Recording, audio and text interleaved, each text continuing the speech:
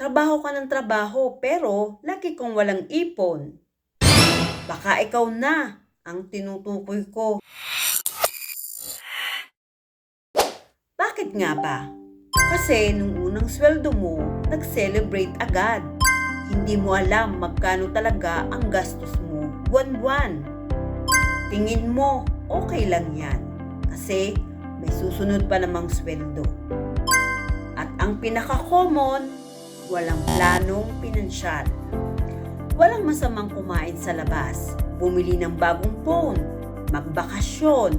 Pero kung yan ang inuuna mo, may problema talaga.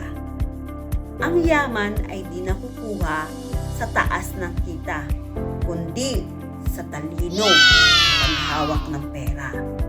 Gusto mo talaga ang makapag-ipon? Start by learning how money really works. Follow me, tulungan kitang baguhin ang buhay mo. Simulan mo na ngayon. Message me now na.